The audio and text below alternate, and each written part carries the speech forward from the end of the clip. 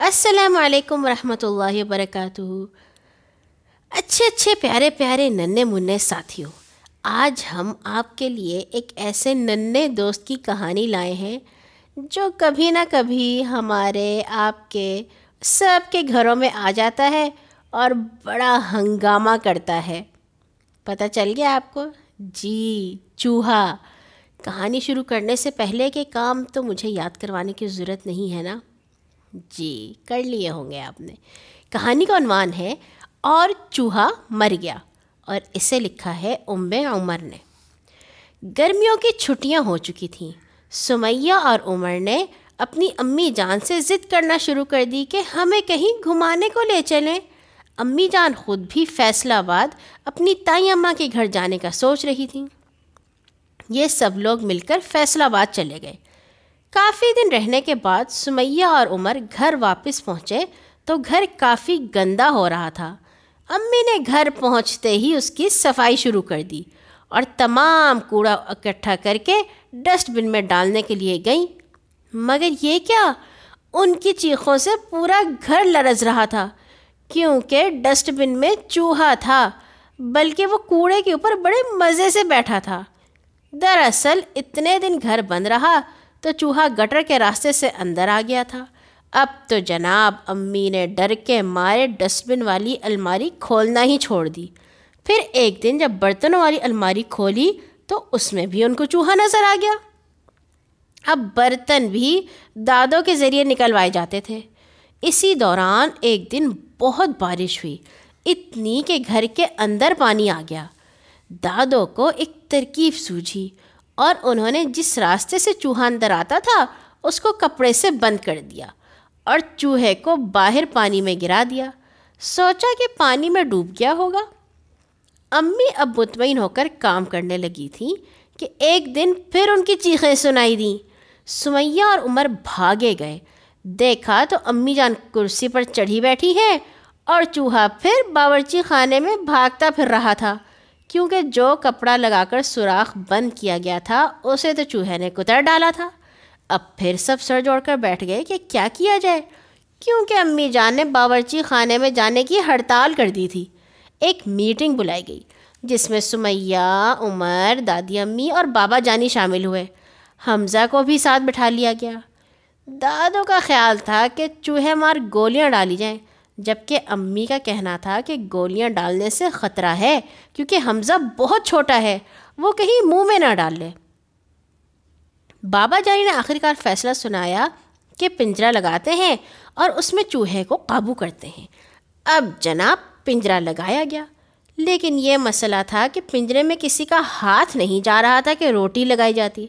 سمیہ دبلی پتلی تھی، اس لیے اس کا ہاتھ پنجرے کے اندر چلا گیا اور روٹی لگائی گئی۔ پنجرہ باورچی خانے میں رکھ دیا گیا۔ رات سب لوگ سو گئے۔ سمیہ اور عمر اس چیز کی توقع کر رہے تھے کہ صبح اٹھیں گے تو چوہا پنجرے میں پھنسا ہوگا۔ مگر یہ کیا، صبح اٹھے تو دیکھا کہ روٹی تو چونٹیاں کھا گئی ہیں اور چوہے صاحب پھر دندناتے پھر رہے ہیں۔ اب تو وہ پورے گھر میں دیدہ دلیری سے پھرتے تھے، اکثر اسٹور میں بھی چلے جاتے، بلکہ وہیں پائے جاتے تھے۔ عمر اور سمیہ اکیلے اسٹور میں بھی نہیں جاتے تھے۔ بابا جانی نے اس صورتحال کا نوٹس لیتے ہوئے ایک دن اعلان جنگ کر دیا۔ سمیہ اور عمر کو ہتھیاروں یعنی چھڑیوں اور ڈنڈوں سے لیس ہونے کو کہا۔ اب مسئلہ یہ تھا کہ چوہے کا پتہ کیسے لگایا جائے کہ وہ کدھر ہے۔ یہ مسئلہ بھی حل ہو گیا۔ بابا جانی نے چوہے کو کھڑکی پر سے اترتے دیکھ لیا۔ بس پھر کیا تھا، سب شکاری ہوشیار ہو گئے اور چوہے کو مارنے کے لیے تیاریاں کرنے لگے۔ سب سے آگے آگے عمر تھا۔ امی نے سب راستوں کو بند کیا تاکہ چوہا وہاں نہ گھسے۔ چوہا چولہے کے پیچھے چھپا ہوا تھا۔ سب چوہے کو مارنے کے لیے تیار تھے۔ سمیہ اور عمر نے چھڑیاں پکڑ لیں جو ان کے ابو جھنڈوں کے لیے لائے تھے 14 اگست کو لگانے کے لیے۔ امی نے ابو جان کا موٹا بوٹ پکڑ لیا، دوسرا بوٹ دادوں نے پکڑا اور ننھے حمزہ نے بھی ایک جوتی اٹھا لی۔ بابا نے موٹا سا ڈنڈا پکڑ لیا۔ سب لوگ ہتھیاروں سے لیس ہو گئے۔ عمر نے آگے بڑھ کر چولہے کے پیچھے اپنی چھڑی گھمائی تاکہ چوہا باہر نکلے۔ چوہے صاحب تیزی سے باہر نکلے۔ امی اور سمیہ نے چیخ ماری اور چوہے صاحب دروازے کے نیچے سے نکل کر دادو کے کمرے میں چلے گئے۔ امی جان کو غصہ آ گیا کہ دروازہ کیوں نہیں پوری طرح بند کیا تھا، اچھا بھلا چوہا قابو آ جانا تھا۔ لیکن ابو جان کو بھی ہوش آ گیا اور انہوں نے اپنے شکاریوں کو ساتھ لیا اور دادو کے کمرے میں گھس گئے۔ وہاں پر بھی سب راستے بند کیے گئے تاکہ چوہا کہیں باہر نہ نکل جائے، اور دروازے کو خاص طور پر کپڑا لگا کر بند کیا جائے تاکہ چوہا وہاں سے نہ نکل سکے۔ بابا، سمیہ اور حمزہ بیڈ پر چڑھ گئے، امی اسٹول پر کھڑی ہو گئیں اور دادو اور عمر زمین پر کھڑے تھے۔ سب نے اپنی اپنی پوزیشن سنبھالی۔ دادو نے بیڈ کے نیچے چوہے کو چھڑی اور ڈنڈا مارا۔